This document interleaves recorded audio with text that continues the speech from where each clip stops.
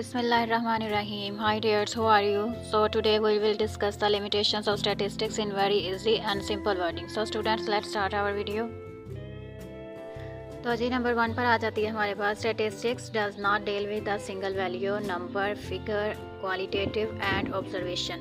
यानी कि स्टैटिस्टिक्स जो है वो एक सिंगल वैल्यू या आइटम को डील नहीं करती, बल्कि ये हमारे पास एग्रीगेट्स ऑफ वैल्यूज़ होनी चाहिए। एक से ज़्यादा वैल्यूज़ जब हमारे पास होंगी तो फिर हम स्टैटिस्टिक्स की एप्लीकेशन को यूज़ कर सकते हैं, अदरवाइज़ हम इस एप्लीकेशन को यूज़ नहीं कर सकते।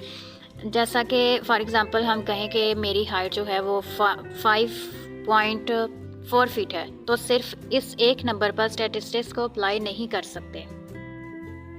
So point 2 is its results are approximated, यानी कि इसके जो रिजल्ट्स होते हैं इनमें अप्रोक्सीमेशन होती है, इनमें मुगालिता हो सकता है। यानी कि जिस तरह मैथमेटिक्स के जो रिजल्ट्स होते हैं वो 100% एक्यूरेट होते हैं, इनमें कोई एरर नहीं होती, इसी तरह स्टैटिस्टिक्स के रिजल्ट्स में अप्रोक्सीमेशन होती है, इनमें एरर होती है। यहाँ पे क्वेश्चन मेरे माइंड में आता है कि अक्सर स्टूडेंट सवाल करते हैं कि what is difference between mathematics and statistics.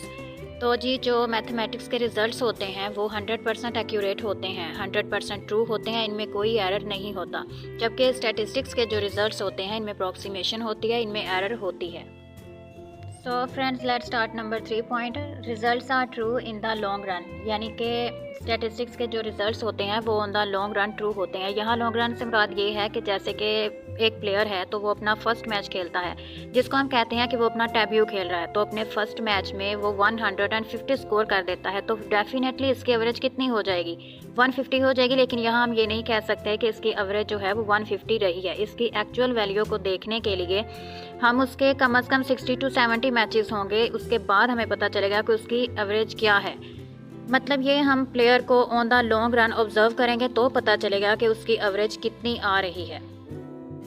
तो जी नेक्स्ट पॉइंट 4 है, इस पे कहा जाता है it doesn't tell the entire story, यानी कि ये इंटायर स्टोरी नहीं बताता। So friends, let's start point 5 में है statistics is just like a clay from which you can make a god or devil. यानी कि स्टैटिस्टिक्स एक ऐसी क्ले यानी कि गीली मिट्टी है जिस पे आप गॉड भी बना सकते हैं और डेविल भी बना सकते हैं। यानी कि इसके रिजल्ट्स को हम अपनी मर्जी से हैंडल कर सकते हैं। लेट्स सपोज कि एक ग्लास है तो इसमें वाटर हाफ वाटर पड़ा हुआ है, तो हम इसे दो मुख्तलिफ तरीक़ों से एक्सप्रेस कर सकते हैं कि हम ये भी कह सकते हैं कि गिलास तो आधा खाली है, और ये भी कह सकते हैं कि एक गिलास जो आधा भरा हुआ है।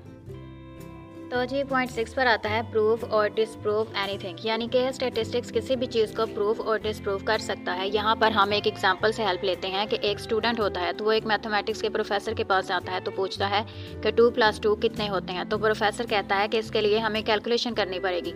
वो यही क्वेश्चन लेकर किसी फिजिक्स के टीचर के पास जाता है, तो वो कहता है कि हम यहाँ एक्सपेरिमेंटेशन करेंगे, इसके बाद हम आपको बताएंगे कि 2 + 2 कितने होते हैं।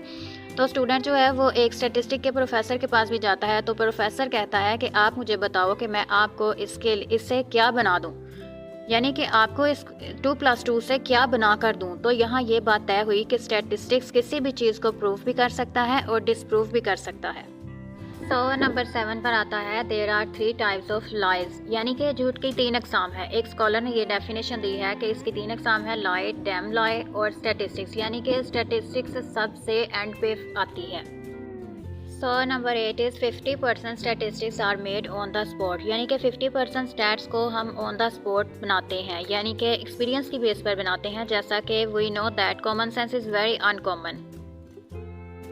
सो friends, number 9 is qualitative variables are not the domain of stats. यानी कि स्टैटिस्टिक्स में जो क्वालिटेटिव वेरिएबल्स होते हैं वो स्टैटिस्टिक्स का मोटो नहीं है, वो स्टैटिस्टिक्स का डोमेन नहीं है, क्योंकि स्टैटिस्टिक्स को हम डायरेक्टली वेरिएबल्स पर अप्लाई नहीं कर सकते। जब तक हम इसे न्यूमेरिकली कुछ यूनिट्स नहीं दे देते तब हम इस पर स्टैटिस्टिक्स की एप्लीकेशन को यूज़ नहीं कर सकते। हमने अगर पहले क्वालिटेटिव वेरिएबल्स ऑब्जर्व किए हैं तो हम पहले इन्हें रैंक देंगे, जब रैंक मिलेंगे तब हम इस पर स्टैटिस्टिक्स की एप्लीकेशन को अप्लाई कर सकते हैं। तो number 10 is results are misleading. यानी कि स्टैटिस्टिक्स के रिजल्ट्स मिसलीडिंग होते हैं, हम अक्सर ट्रैप हो जाते हैं या अक्सर गलत हो सकते हैं। और डियर फ्रेंड्स, ये थी हमारी आज की वीडियो जिसमें हमने स्टैटिस्टिक्स की लिमिटेशंस को डिस्कस किया। सो आई होप आपको आज की वीडियो पसंद आई होगी। Please like, share and comments on my channel, and also please subscribe this channel. So thank you.